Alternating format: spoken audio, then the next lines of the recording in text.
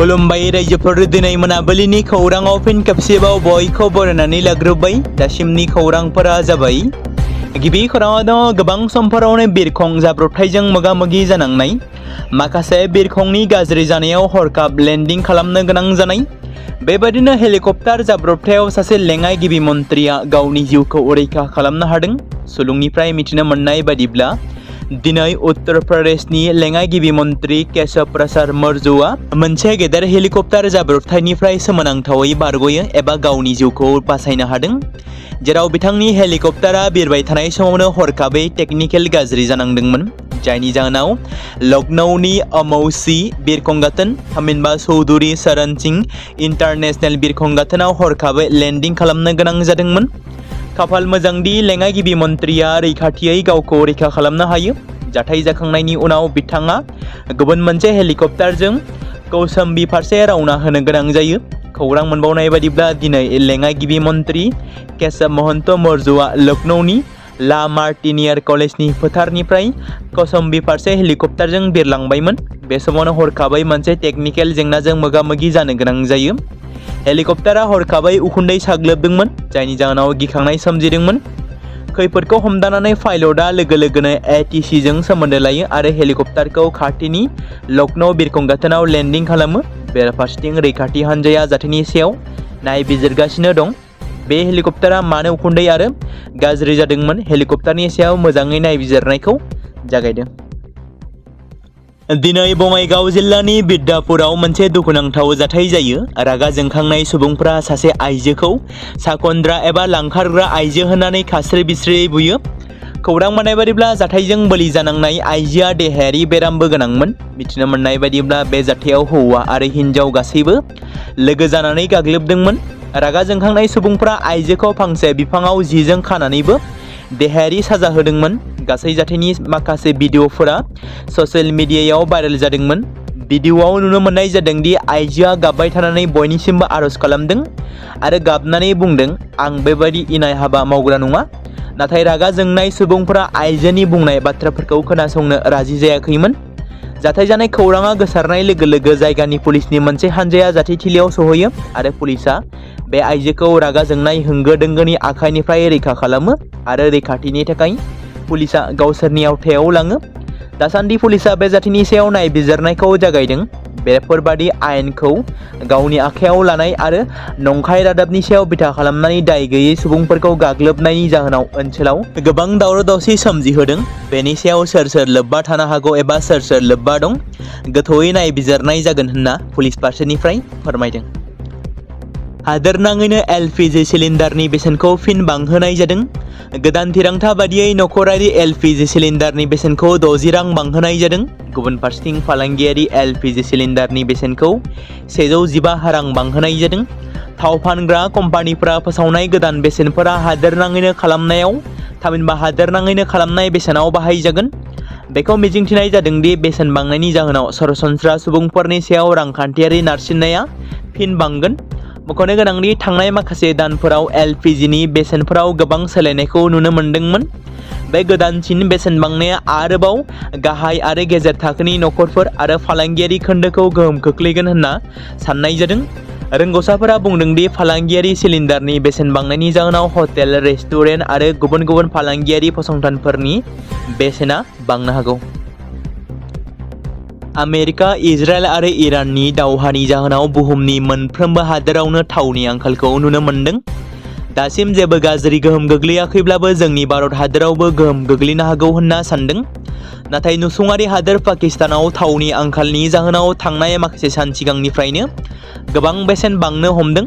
बलुचिस्तान, खैबर पख्तूनख्वा, पान्जाब, पाकिस्तान आरो सिन्धुजों लोगोसे गोबां ओनसोलफोराव पेट्रल पाम्पफोराव थावनि आंखाल जानायखौ नुनो मोननाय जादों। गोबां जायगाफोराव पेट्रल पाम्पफोरा लांदां जानानै दं आरो गोबां सुबुंफोरा गोलाव सारियाव गसंनानै पेट्रल एबा डिजेलखौ मोननो हायाखै। बे समावनो पाकिस्तान सोरखारा पेट्रलनि बेसेनखौ बारायनायनि बाथ्रा फोसावदों। गोदान बेसेननि बादिब्ला स्पिड पेट्रलनि बेसेना लिटारसेयाव 351 पाकिस्तान रां आरो रेगुलार पेट्रलनि बेसेना लिटारसेयाव 321 रां। खौरां मोननाय बादिब्ला पाकिस्ताना इराननिफ्राय आयेन बेरेखायै लाबोनायनि गेजेरजों गासै थावनि गोनांथिनि 35% आबुं खालामो। बेनि गोहोमखौ बलुचिस्तानाव बांसिन नुनो मोनो, जेराव 80% पेट्रल आरो डिजेलनि गोनांथिखौ इराननि थावजों सुफुंनाय जायो। बेराफारसेथिं भारतआवबो फैबाय थानाय समफोराव पेट्रल आरो डिजेलनि बेसेना बांनो हागौ होनना रिपर्टआव फोरमायदों। इउपिपिएल दोलोआव सोमजिदों फिन आरोबाव गेदेरथार खहा। थांनाय माखासे सान सिगाङाव बिटिसिनि बारग' चिफ प्रमद बर'नि अएसटि डक्टर सांग्रां ब्रह्म, इउपिपिएलनि एमसिएलए काम्फा बरगयारी एबा बिटिसिनि बारग' डिपुटि चिफ काम्फा बरगयारी आरो इउपिपिएलनि नेहाथारिया फारियै हाग्रामा महिलारिनि दैदेननाय बिपि पार्टियाव जयनिं जादोंमोन। फिन आरोबाव बे खेबाव आरोबाव इउपिपिएल नागारदों सानै गोख्रों दैदेनगिरिया। दासान्दि इउपिपिएल पार्टिनि गोबां खहा जाबोबाय थानायखौ नुनो मोन्दों। बेबादिनो दिनै इउपिपिएल हान्जाखौ नागारनानै बारग' एनडिबिनि गोख्रों मोनसे समनि दैदेनगिरि एबा बिटिआर गोरोबथानि सागानगिरि धीरेन बर' बिथाङाबो बिपिएफ हान्जायाव हाबबाय। आरोबाव बिटिआरनि बारग' सिएम प्रमद बर'नि अएसटि राजु दाकालाबो बिपिएफ दोलोआव दिनै हाबबाय।